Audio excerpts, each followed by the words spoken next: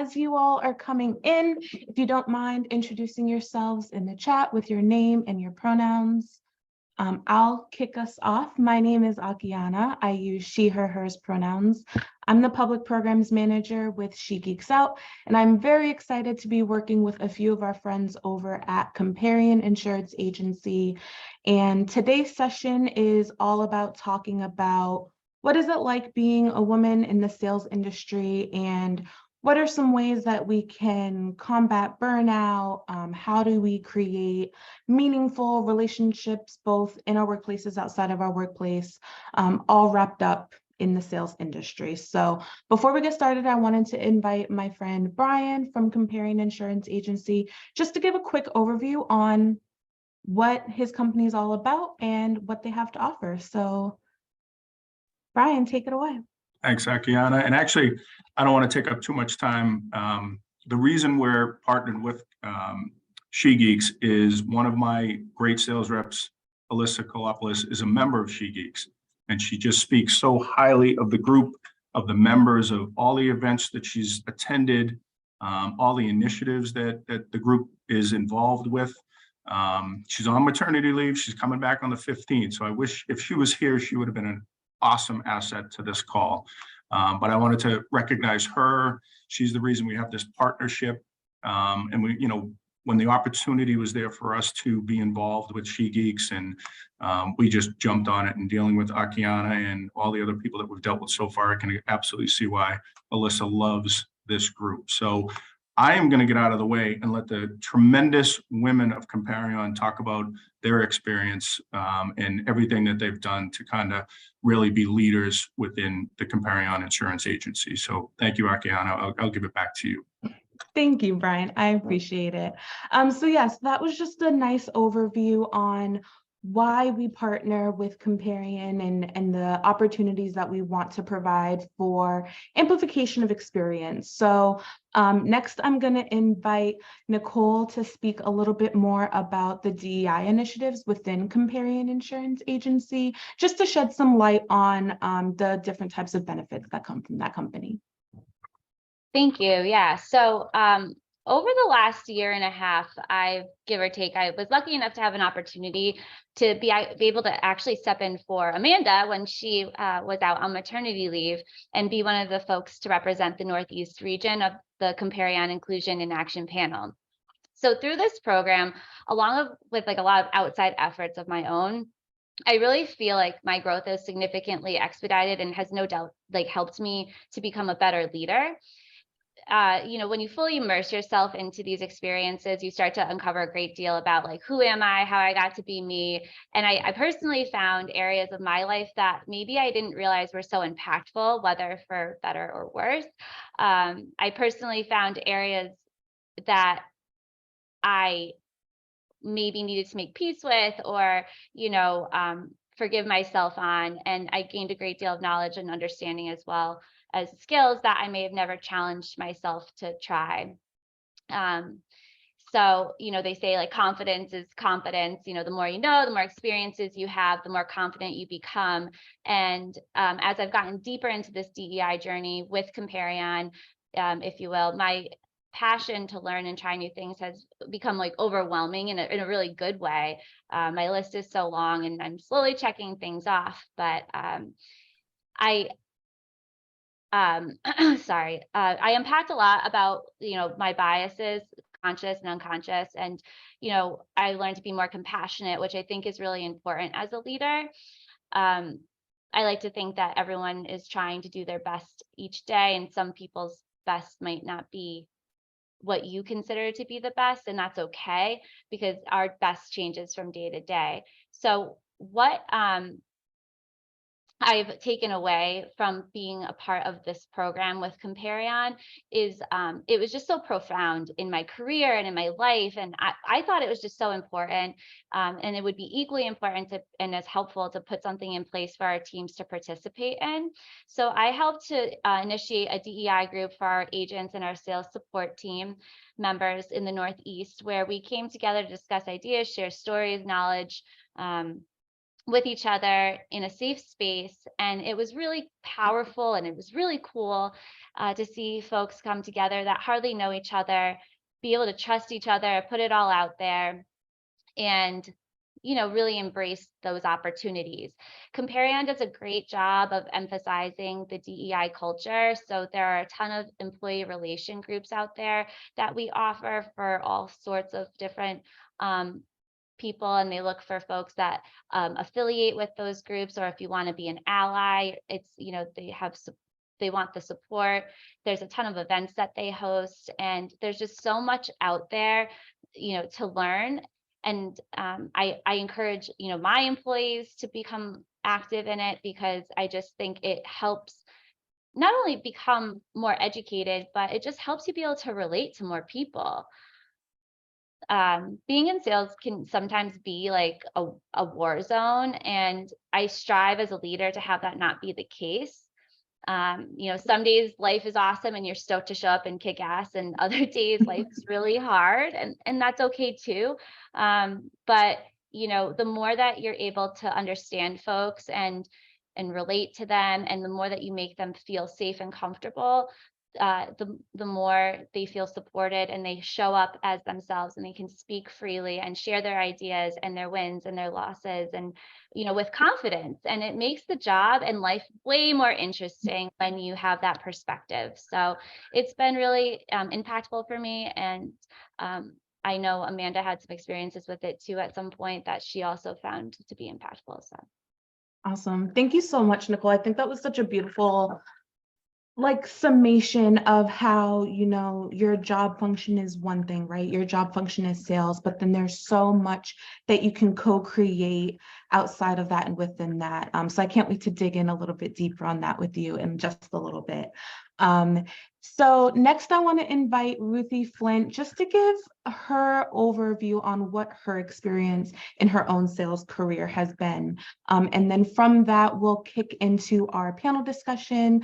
I have some questions prepared for our panelists today, and they will have some time to fully introduce themselves to you all. But as we're discussing, if you all have thoughts or comments on anything that's been shared in today's panel, please feel free to utilize the Q&A capability at the bottom panel, or even put them in the chat. So Ruthie, I'll kick it over to you. Hi, thank you guys so much for having me. I apologize for the background noise. I don't know if you can hear my little dog barking in the background, but I've been in the sales position for 10 years. I am a mom of 5, which is also why I had to drop off camera for a bit, because my little one came strolling in. That happens on occasion, but it's part of life, and I've adapted to it. So I think a lot of us have now working from home. Being in this position in the sales role as a woman, I've definitely grown from beginning to end to where we are now. It's not the end yet. So I will say my experience has been amazing. The amount of different clients I've been able to help, and the different personalities that I've met, has made this role very, very amazing to be in. I love all the different personalities that I've met. I've also feel that my personality itself has gotten to me to where I am now. I feel like I've definitely made a name for myself. People know me, and we do get into talking a lot in conversation. And I feel like that's how I've been able to build this sales, background, book of business that I have behind me. It definitely gets challenging, especially with 5 kids. There's definitely wrenches that get thrown in there every day, but I try to see it as every day is a new day. I have good days and I have bad days. And on those bad days, I have to just kind of tell myself, it's just today. Tomorrow's a new day. I'm not really sure what else to say. I mean, I do love the sales role. I love being in this. I love meeting new people and talking to new people. I'm a big talker, which again, I feel like is why it's gotten me to where I am today. So I'm hoping that to continue to grow, continue to meet more people. I can always learn something new every single day. That's beautiful. Thank you, Ruthie. Yeah. So we have already heard a little bit from Ruthie. We heard a little bit from Nicole. Amanda, do you mind kind of kicking us off with this, formal panel process, and just talk a little bit about, first off, who you are, what's your role at Comparion, and then what do you love about your role and your career? Sure. Hi, everybody. So first off, I think I sent the wrong link to some people. So there's like 10 Amanda Cornell. So I love it. I love it in here. But I am the real Amanda Cornell. I am a sales director at Comparion Insurance Agency. I actually been at this company since 2010. And I started off as a sales intern, went into the sales rep role, did that for a couple of years, about 6 years, and then got to work as a manager in a couple different offices. So I actually got to work with Ruthie, and now I get to work with Nicole. So the experience that I've had at Comparion is extraordinary. I get to meet so many different people all across the state. I tell this to a lot of new people whenever I talk to them. Out of all my friends from college and home, there's only 2 people that I know that have been at the same company since they graduated college. One of them is myself, and the other one actually works for the same company as we do as well. They work for Comparion.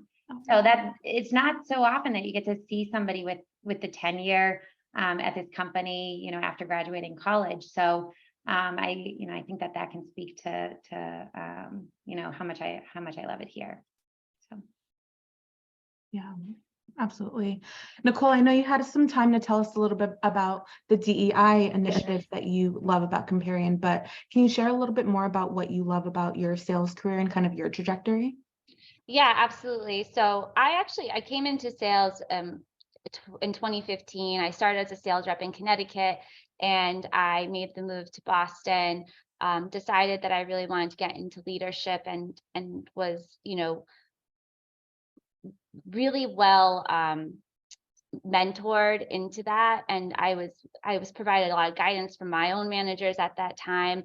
I worked as an associate sales manager actually with Ruthie, and you know, in the same office that Amanda did, and now I'm here working with Amanda out of Westboro. I've been with the company for 8 years, and I love the role because I'm constantly being challenged, and it can be exhausting at times, you know, because there are certainly days and situations that the challenge is going to be more riveting, and, you know, whereas other times it's a heavy weight that you need to kind of work through. But I really have found that, you know, aside from working with all these incredible people and, you know, meeting so many different folks and learning so much about myself and my abilities, I love that it's always different and it's always changing, and the challenge is something I love. Yeah, absolutely. When I think about anybody's experience in their careers, but especially women's experiences in their careers, right? There's a lot of talk about like, how do you manage work or life balance, work and personal responsibilities? So what does that look like for you all? Ruthie, I'm gonna ask you to go first, just because I know you have 5 kids. Like, what does that look like, and how can we do that in a realistic and manageable way? Well, I will say I do have a giant calendar in my kitchen with everybody's schedule all at once. I've come a long way with organizing the schedules. It was definitely challenging, especially as the kids get older and they have their activities. And in the sales role, it is a high demand position as well. It's, you know, I need to be available when needed. I have learned in this past year to really prioritize the important things. Family always comes first to me, of course. And when it comes to sales, there are, you know, those clients and different referral sources that I work with that are very demanding and kind of want things right away. And I've started to kind of build those boundaries and start kind of saying, okay, I need you to understand I am also human. I have a life and I do have kids. So I have a hard stop at 5:30. If something is urgent, I can certainly try to help out or see if I can have someone help out for them. But in the sales position that I'm in, I don't feel that there is an emergency that can't wait until tomorrow morning. So I usually, you know, I'll leave a text message unread or a voicemail unheard, and I'll get back to them and I say, I apologize. You know, when you called me and reached out to me, I was having dinner. And that makes me human. And then, you know, I get the, oh my God, I'm so sorry I bothered you. So, so I'm like, great, don't let it happen again. But yes, it's definitely been challenging finding that balance. I've been able to manage it a lot better now, especially having that big visual calendar of what I'm doing, where I need to be. Like today, this event is on my calendar and it's in big bold letters, and, don't let the kids in the room and leave me alone for an hour. So I think just definitely making sure that I hold myself accountable to my schedule, making sure I stick to it. I'll continue definitely making a better schedule for myself. So Yeah. Yeah, absolutely. Amanda and Nicole, what does that look like for you two? Yeah, I'll go. A huge part of any sales role, you have to be super organized. You have to have really good time management skills. So I myself, like Ruthie, I don't have 5 children. Two is enough for me at the moment. But I don't know how you do it, Ruthie. But I had 2 under 2, so my life is pretty hectic. So on the personal life, it's a lot of support from my husband and family, because it really does take a village to have a lot of people support you. In the sales role, I found that I need to be super focused on work when I'm at work. So those specific hours that I'm working, I'm locked in. I'm not doing anything else. I'm locked in. And then when I'm with my kids and my family, picking up from daycare, feeding them dinner, bedtime, that type of thing, I'm just with my family. I'm not checking my emails. I'm not checking my phone, just kind of like with Ruthie.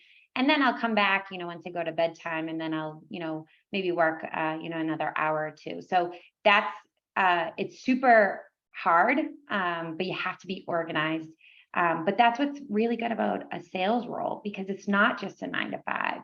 It's whenever you can kind of find time and fit it into your calendar. So, I've had people on my team currently and in the past that are single moms, or people that have children, and I empower them. I'm like, you need to go spend time with your kids, or also spend time for yourself while your kids are at daycare, and then you can do the stuff when they're sleeping. Because if a customer wants to talk on the phone, maybe you can schedule it, after bedtime, like 7 to 8 or something, or maybe you can do some, process work, later on at night, so that you can really be present in what you're doing. So that's kind of how, I've used some strategies to focus on, family and work, and it's helped me with burnout as well. Yeah. I mean, yeah, I don't have any children at this moment, but I have a puppy, and he's as much of a child as anything else. But it can be challenging to manage both, and and actually, sometimes I feel like it's easy for me to get sucked in and not separate it, because I don't have that responsibility to stop at whatever time, and I don't have other people that I have to feed. I'm not married. I don't have that type of responsibility at this time. So finding that cut off is challenging, and sometimes I struggle with it. And I'm always able to catch it, though, because it's definitely when you start to notice the burnout. And I do try to either put it on my calendar, or I tell myself, like, I'm going to have a hard stop. I have to take care of this. In the past, I have found myself pushing aside my own personal responsibilities that I needed to take care of. And I've gotten better at that over the years, because, as much as I love my job, I'm not necessarily, I don't live to work, right? Like, I'm working to live, and I can't do that if I don't have that balance. So. Yeah. Thank you all so much for sharing that. And I think it's so interesting to make note of the multiple sides of what a work-life balance can look like, right? So like with Ruthie and Amanda, you all have kids. So right, there's the familial responsibilities that come with that. But Nicole, you were starting to bring up a really good point. Like, how do you ensure not to lose pieces of yourself in your role, in your profession? And I think that needs to be talked about just as much too, because I think, societally, oftentimes we like introduce ourselves first with like what we do and what our role is, instead of like, oh, my name is Akiana and I like to do these things. So I really appreciate kind of the all sides looking into what a work personal life balance can look like. So you all started to touch on some strategies on how you maintain that balance, right? I heard hard stops. I heard boundaries with those that you work with. Are there any other strategies that you all have used, either with people in your family or people in your close circles, about how you can prevent that burnout with the work and life? I would say definitely having me time. There's definitely, once I start feeling the burnout, there's definitely, a couple days in the month where I'll reach out to a manager and I'll say, hey, if you don't see me online, I'm taking a me day. And, he'll ask if everything's okay. And I said, yeah, I just need a me day. That's all. And me day can consist of just lounging on the bed, watching soaps. I can go get my nails done. I can go to massage, get out of the house because I do work from home. Yeah. I think that definitely, ever since COVID and then having to work from remote is definitely been a blessing, but a curse sometimes because it's all I do. And I've become such a homebody. And if I'm not at my computer or doing laundry, I'm doing some other sort of chore around the house. So definitely scheduling it me time for just me to be able to relax, read a book, just anything, sit outside. My weather's coming and it's getting nicer out and I have my pool, so I'll be out there with my laptop, I'm sure. But definitely that self-care, that me time, because if I can't take care of me, I can't take care of you. So Yeah, I would say, for me, it's definitely being like kind with myself and understanding, hey, like it's okay that you're feeling tired or worked out, like you've been working really hard, and saying, just like Ruthie said, taking a me time, like just even if it's just stepping away from the computer for a few minutes, taking a walk outside, making a cup of tea and just like relaxing for a minute because you have to reset. And I find that I'm more productive, I'm happier, and the work I do is of a higher quality when I'm in that right mindset and in that zone. So I know that there's things that I need to do to get myself there. And so when I prioritize that work-life balance, or stepping away to reset and recharge, I have a better result. Yeah.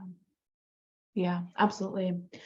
So I want to start shifting into different systems that can or can't exist within the workplace. So thinking about in workplaces, right, there are always instances, unfortunately, of discrimination or bias. And I'm just wondering if you all have either personal or just have seen experiences of discrimination and bias, particularly in the sales industry as a woman, and how did you handle the situation, or what advice would you give to someone who might be entering the sales industry and could potentially come up with some of these instances? What can that look like?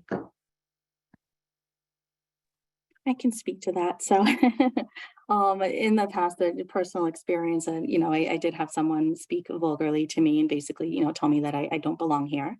Mm. It definitely hit me hard, but then after a while, kind of thinking it's okay, it's definitely not me. I know my worth, I know my personality. Everybody loves me. Everybody loves talking to me. Um, so it can't be me. So I kind of started thinking like, okay, maybe this person just had a bad day. Or if this is really truly how they feel about women, being in sales, then that's them. That's a them problem. That's not a me problem.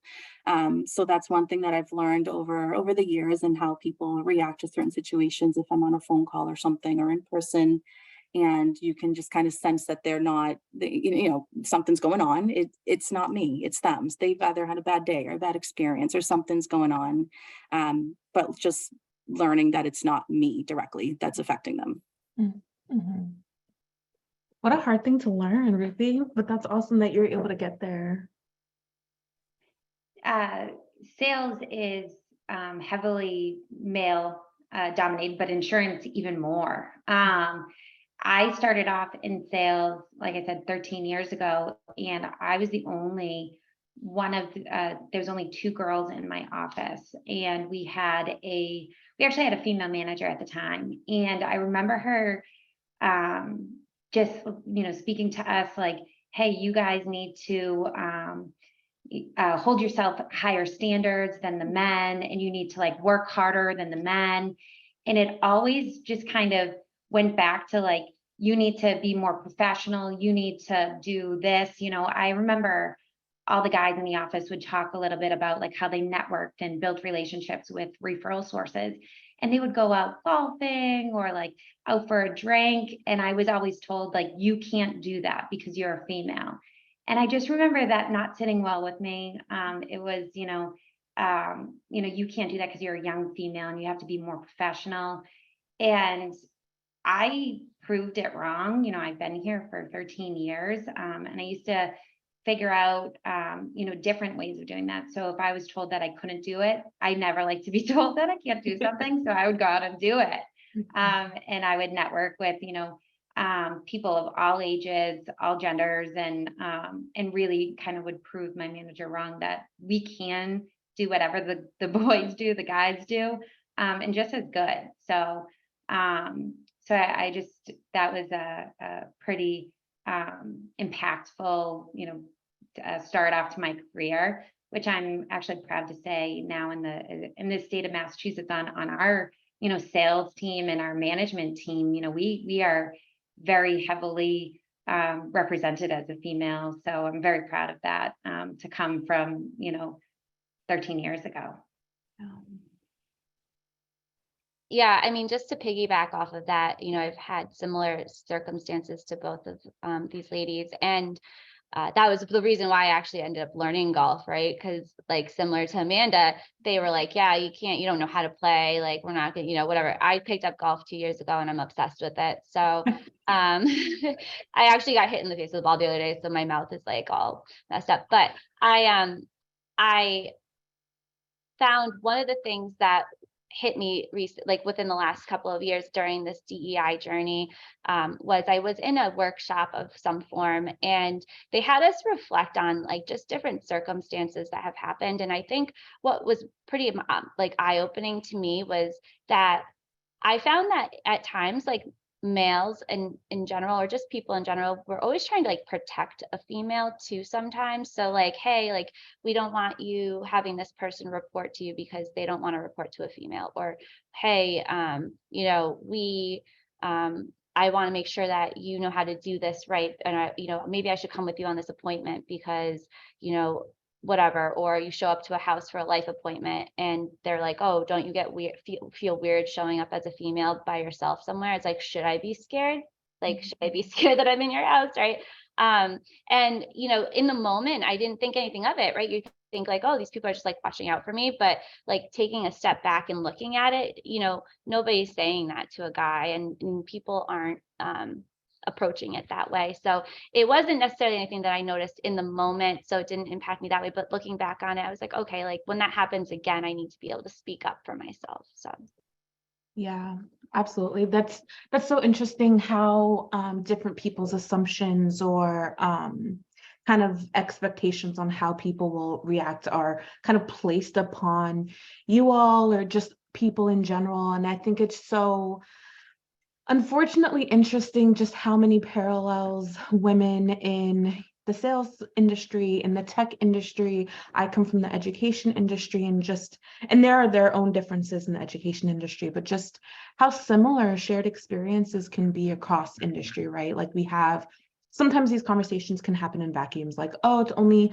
women in the tech industry or who experience these things. And I think that's why the whole point on why we're talking about this today, right? It can happen in any industry, and it's just one of the unfortunate side products. And that kind of brings me to my next question on like what resources or support systems or policies, right? Those are all kind of loaded things, but what would you like to see implemented to better support women, specifically in insurance sales positions, right? Like from you all's experiences, particularly you, Nicole, with working with the DEI initiatives, like what policies or support systems could be in place to better support women?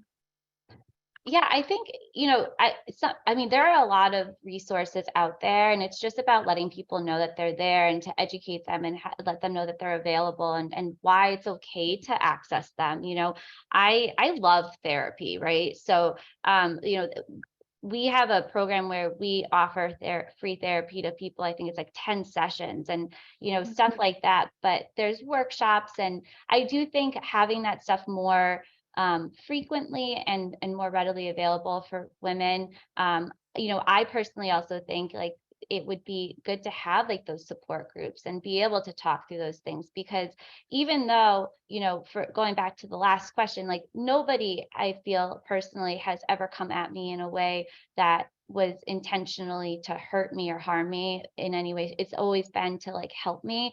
But when you think about it, it's because you are a woman, right? And so how can you build women's confidence to be able to say, hey, no, I got this, or hey, I am going to do this? And what makes you be like, how do you get the confidence to go out there and find those resources on your own, whether it's learning to golf and feeling confident enough to show up to the golf course by yourself, or if it's learning to have a really strong communication with people that you work with and being able to, say kind of how you feel in that moment and not feel ashamed or that you're going to be judged or, too emotional or whatever it is about it. Mhm.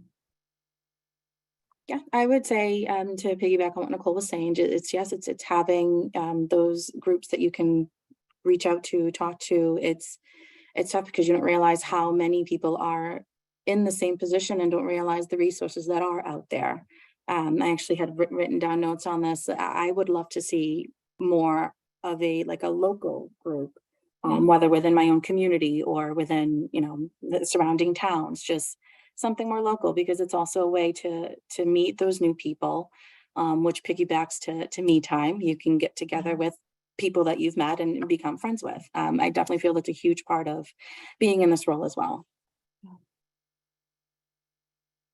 Yeah, community is so important, just to both within your workplaces, outside of your workplaces. It's important to be able to connect with people who may not be in the same exact role that you're in, but can kind of relate on some respect. We have really good employee resource groups here. So one of them is we for sales professionals. That's awesome. But to Nicole's and Ruthie's point, it's if we're not giving that information out to our team members, they might not know about it. So something like this is awesome, where you can say like, when you talk about, have you experienced discrimination, and you just heard 3 different stories, it's like, wow, I'm not alone. Or maybe somebody else like has a story. And if somebody could just want to talk to, me or Nicole or Ruthie about it and just say like, here's how I would handle it. I think that that's super powerful. So like the small groups, like we have a company group, but maybe just even like a small, Massachusetts group where we can all get together and just, talk whatever you want. It doesn't have to be, about discrimination, or it can be just, it can be about anything, basically what we're doing on this call here. Yeah. Just to add to what, I'm sorry, to add to what Amanda was saying, I mean, like I have a good friend of mine, Nicole. She actually gets together every Sunday with a mom's group in her local town, and they do a gym session or do a workout or they run a marathon. But I love that. I don't live that close to her to be able to join this group, but I love that, and I would love to have something. It's not technically related to work or sales, but it's just having those groups, that there are other women out there that definitely have the same interests as you do. Yeah, and I was just going to say, it also goes back to, the community that you're working within, right? Whether it's your management, your leadership, your colleagues, but like encouraging people to take that time, because sales can be so cutthroat and people are trying to hit their numbers, and some people feel like, I can't stop, I gotta like make this call, I don't want to take time out of my day. But it's okay, like take the time for yourself, because it's only going to benefit you to either express that stuff and get it off your chest, find out that other people are going through a similar situation as you or have been, and then but just making sure that we are talking about it and encouraging people. Yeah, absolutely. That kind of leads me into my next question too, because you all have mentioned how I'm pretty sure you all are working remotely, but just the opportunity to adjust schedules. Like, how can companies, particularly in insurance sales, better support women and people who need those flexible work arrangements? And what can that look like? What does that look like in practice for you all? I think you need to have the right managers in place for that. You have to have, right management that are able to support women who need those flexible arrangements. So like I said, I have a single mom on my team, and it's like, this isn't a 9-to-5 job. Again, I repeat myself from earlier, but you can work the 8 hours or 9 hours or whatever it takes to do the job. But it doesn't have to be 9 to 5, because we all have different responsibilities, and you can do this job just as successful as somebody that doesn't, have any children or family, that they need to pick them up from school, or, bring them to swim class or anything like that. So I really, really think that you have to have, the right management team in place with that understanding that it can be flexible, for people to have those arrangements. I don't have any kids, but I do manage folks that have children. And I very much think family comes first. You have something you need to do, you need to go take care of it. Absolutely. Go ahead. This can wait. And that's, just let me know, keep me in the loop. Right. And if there's anything you need from me, just tell me. I do feel like there should be better processes, just based on my experiences with women and talking with them. I actually have a woman on my team right now who is going to be on maternity leave within the next month or two. And this is her second time taking maternity leave in her sales position. And and maybe Ruthie can speak a little more to this, but it's just really challenging for these people to come back from that time off, because they're not working, or they're not supposed to be working. And, you have these relationships, they're outside sales, they have to be able to maintain, some sort of consistency when they return. And it's hard to do. It's hard to do that after a week away on vacation, never mind, a couple months or weeks on maternity. And now, not only that, you have a child that you're adding to the picture. So it's like, I don't know what that's like, but I can imagine it's very, very challenging and can be overwhelming. So, I do think that in the sales role in general, there should be something in place that allows that transition back into the workforce to be a little more fluid. Yeah, I will say in the 10 years I've been in this role, I've been on 3 maternity leaves. So you can say I'm a professional at that, I guess. It was definitely very, very challenging, especially being afraid to go out and lose, the connections that you've made. I've done a very good job, like I said, as far as my personality is getting me where I am now. I've done a very good job of letting them know, I am going out on maternity leave. The company is still there. I won't be there necessarily. I've put in place, other coworkers to be able to assist while I am away. And when I am starting to come back, those are my times to kind of start up those conversations again with them and say, hey, I'm coming back, just to let you know, whatever you need, I'm there for you again. But by that time, it's more like they've become more of a friend at the same time. Also, in sales as well, having that sales relationship, but also having that friend relationship, because, they ask, how are you? How are the kids? So they now know me as that person, and I do come back, and I am not going to forget about them. And it's been a good process for me, thankfully. So. Yeah. So I'd love to shift gears a little bit to think and talk a little bit more technically about your sales roles and your sales roles experiences. So how do you all maintain motivation and enthusiasm for your work with the challenges that come with being in a sales role, like rejection or quotas or difficult customers? What does that look like for you all? How do you stay motivated through all of that? Me personally, I continue to challenge myself. I kind of say to myself, there's no goal I can't reach. If I don't reach it, I continue to try at that same goal. So until I reach it. But yes, I think definitely holding myself accountable, continuing to challenge myself has definitely kept me motivated. It is a very rewarding job being in sales. Again, obviously with my pay, but also just the flexibility that I have and the different people that I get to meet. I said it in the beginning, it's meeting all these different personalities is very rewarding. So just continuing to challenge myself and continue to set higher goals for myself. Yeah, I like to focus on the positives. So even if they're super small wins, we need to celebrate them. Sales is extremely challenging.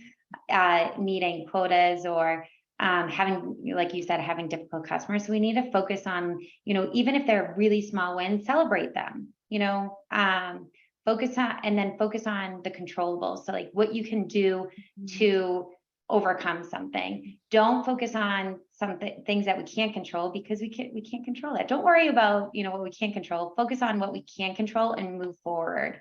One of the things that I do with my team, every individual sales rep, sales agent, is try to figure out what motivates them, but personally. So yeah, you have quotas, yeah, you have goals, but what do you want to achieve this year? Do you want to buy a house? Do you want to buy a car? Do you want to go on the big, like a really awesome vacation to Europe? What do you want to do? And that's what I use to motivate them. So instead of focusing on, the sales and the quotas, it's, hey, we're this much closer to this trip that you wanted to go to. We're this much closer to, finding your dream home. So focusing on those definitely helps.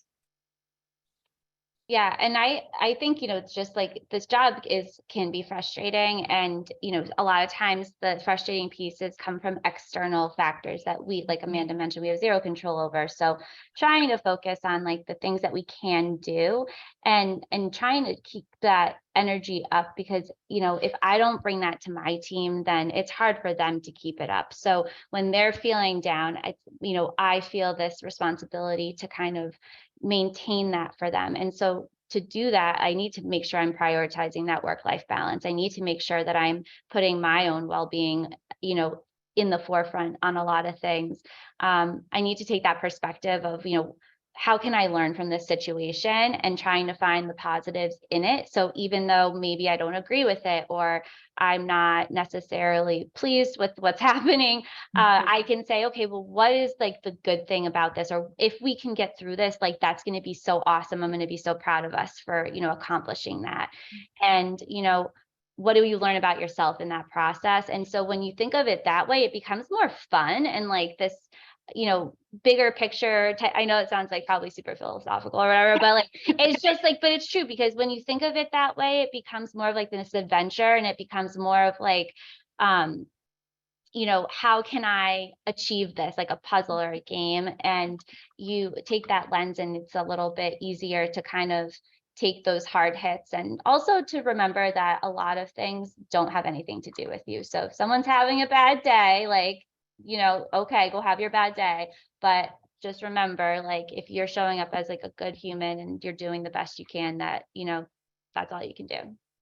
Yeah. That's huge, because in sales is so much rejection. So they're not rejecting, Nicole Vaughn because they hate her or anything. They're just, they found a better price, or it's not right now. They're busy. And we have to figure that out, because it's not you that they are rejecting. It's other factors. And I think that was a good point, Nicole.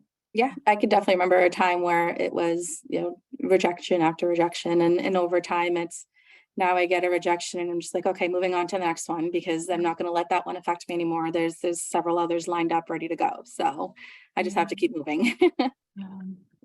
And I mean, not for nothing, Nicole, I don't work in sales, but I really like the framing that you gave us on like viewing them as side quests. I'm kind of into that. Like, I might adopt that whenever things go a little wonky. I really appreciate that. So thank you for that. So I have our last question here. So for any of our attendees, if you have any questions or thoughts, please feel free to throw them in the chat as we go through this last question. But how can women in insurance sales positions really support and empower each other in the workplace? What does that camaraderie look like, or what can it look like? I would say in office, words of affirmation goes a very long way. There's not too little or too much that you can say to somebody. If someone's having a bad day in the office, it's, hey, it's only today, right? Moving on to the next day. So I just think continuing to remind people that it does get better. Tomorrow is a new day, and don't continue to let this bad day get to you, because it will just kind of have that roller coaster effect and keep going downwards. You want to bring it back up. So I always try to think of tomorrow's a new day. Yeah, I think, a lot of times women in general, I get this like persona that, they're catty and that they can't support each other. Women are mean to each other. And I don't think that's true. Like Amanda mentioned, we work in there's like a lot of females and here. Ruthie can speak to the fact that her whole office is primarily female. And, people get along and supporting each other, talking about your goals and encouraging people to talk like, hey, what are you trying to achieve this year? And when they do something awesome, Amanda's great at this, she's always telling me like, you're doing such a good job, right? And that feels really good because, you want to hear those things. You're so hard on yourself, and it's okay like to applaud somebody for something great that they did. And I think we as women need to do more of that and be the person to start it, not necessarily follow, right? So like, just because no one else is doing it doesn't mean that you can't, be that person. That we had an event the other day and someone showed up and was like, today is a beautiful day and blah, blah, blah. And we were all like, okay, but we love you. But you know what? Why not? So, having those people to, support and cheer you on is huge. Yeah, absolutely. Be there for one another. I've had so many great relationships over the past couple of years. With two of them right here on the phone call. So the best is just when we support each other, but also challenge each other, compete against each other. Try to win a trip together. Try to hit your goals together. When I first started, I had, as mentioned earlier, I had a sales rep, a sales agent start with me. There was only two of us females, and we would stay and work nights together. And really challenge each other. We would compete against each other. I had more sales than you, but you did great too, or what, vice versa. And it just was this camaraderie that like both of us were successful because of each other. Yeah. And I didn't just do it on my own. And I know that these two ladies have really good support systems as well, in their own teams. So just kind of being there for each other and raising each other up. What a beautiful like reclamation of competition, right? I think there's a lot of misconceptions about women, particularly in the workplace, and the fact that you were like, let's lean into competition, like, bet I'm going to like, let's see who can do better than this person this month. Like, I love like the leaning into that almost, and like using it to just lift you both up rather than using it to like tear you two apart. I love that. That's awesome. What questions do you all have as our attendees? I mean, I can ask all the questions because I'm just so curious to hear about these wonderful humans' experiences. But what questions does anyone on the call have, if any? Ooh, a question that we received from our Eventbrite. How do you straddle the line of advocating for yourself and coming off too arrogant? For women especially, I find this is a hard balance to strike. That's a good question. I personally think this is definitely something that you learn right over time and by doing it. And it's uncomfortable at first. At least for me, I found that it might have felt uncomfortable to have those tough conversations. But once you start to do it and you really you believe in yourself and you're confident, you really start to be able to articulate it in a way that is it helps you get what you need across, that gets the point across, and it helps you to be able to, like like they said, stand up for yourself and try to advocate for whatever it is, whether it's like something that you're disagreeing on or something that you feel like isn't right. I think the biggest thing that has helped me with that is saying, okay, so what's the worst thing that could happen here? And think about what the situation is. And then it's like, okay, and then what? Right. So, if I say this and they say no, okay, then what? Well, okay, well, maybe I try to make a different point. And then what if they still say no? Right. Like, how do I, like, what is the worst thing that happens? And usually it's when you break it down like that, it's not as bad as it seems. And I find that I've learned to care less about if people think I'm arrogant, because if that's how they're going to take what I'm saying, that's obviously not my intent. So either they have the option to speak up and kind of say something like, am I taking this the wrong way? And that would give me an opportunity to back up. But if they don't, and that's how they want to take it, that's okay. Because I know that that's not the intent that I'm coming into the conversation with. Mhm. I love that. You have to advocate for yourself and don't feel like you're coming off too arrogant. If there's ever a situation where you do feel that way, what I would recommend, and I've done this with Nicole, I would, find somebody and kind of explain them the situation. Go over it in your head and practice kind of, what you want to say and how you want to communicate that. So, here's a situation, Nicole, blah, blah, blah, blah, blah. What do you think about it? And then, you can kind of have an open dialogue. And, sometimes Nicole's like, she'll tell me, no, that did come off too strong, or yeah, you should. Like, I totally agree with that. So again, I would utilize your resources, but then kind of, practice and kind of go over the scenario either in your head or write it down on a piece of paper, because to Nicole's point, you want to come off and be able to articulate it in a strong standpoint. And if you don't know what you're going to say, then maybe it might just come off like harsh, and you're trying to just overcome and really kind of push your standpoint. So yeah, like trying to control those impulses, Yep. like those immediate reactions. So it's fine to have emotions, we all have them, but being able to take a step back and say, like, is this coming from an emotional Yeah. place, or is this coming from a place that is a strong standpoint? And usually it's the same thing, but the way that you come across it, sometimes you do need to take a step back and take a moment to breathe and get your thoughts together.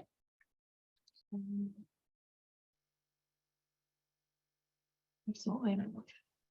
So we're running close to the end of our time, and you all have shared so much good information with us about how we can think about, like, for anybody who might be on the call who's interested in starting their own career in sales. You've given us so many good tips and tricks, but like, how do you stay authentic to your values as a woman or as a human baseline without feeling like you have stereotypical attributes that are expected in the corporate world? That's a question that we got anonymously.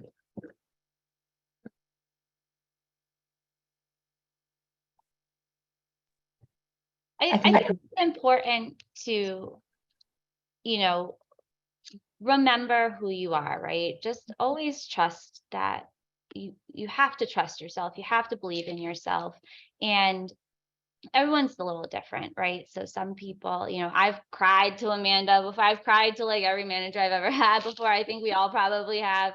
But we've also seen men cry to us, right? And some folks might be like, oh my gosh, right? But but we're all human.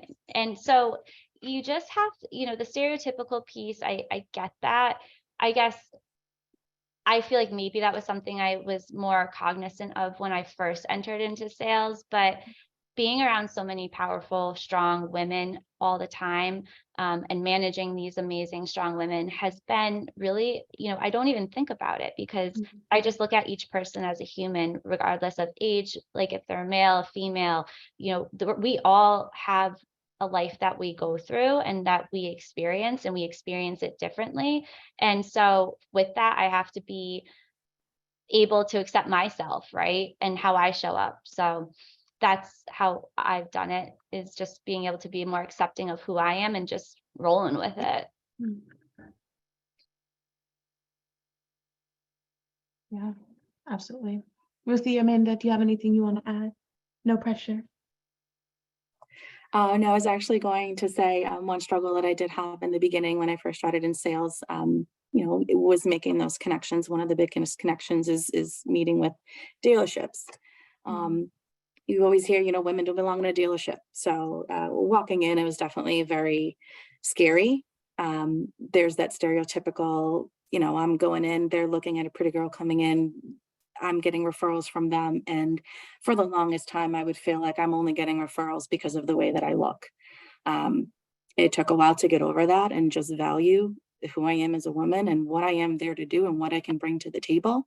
There's been times when I've turned away working with several COIs only because it's something that made me feel uncomfortable and I know my worth. So definitely that was a challenging part of time in sales, but I got through it. Yeah. Absolutely.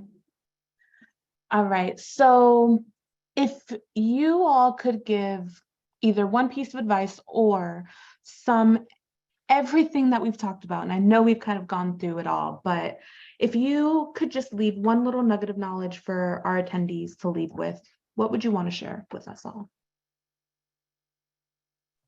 I would say just keep going.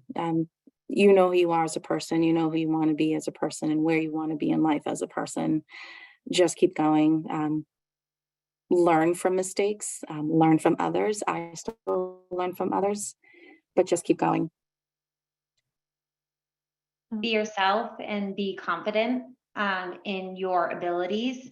As women, you know, you do feel sometimes you do second guess yourself. We all do it, but be confident in your ability to succeed and you know, just be, I guess just be yourself. And to follow up on that, I would say find something that you always wanted to try, challenge yourself more often.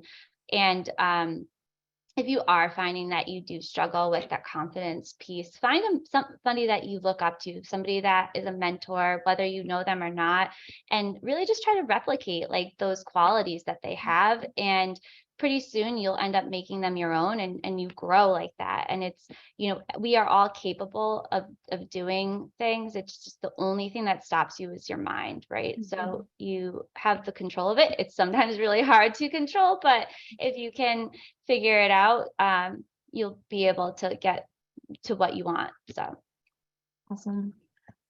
Well, thank you all so much, Nicole, Amanda, Ruthie. I know I learned a lot just chatting with you lovely humans today. And Brian, thank you so much for sharing a little bit about Comparion. I hope the attendees today, I hope you all enjoyed today's conversation.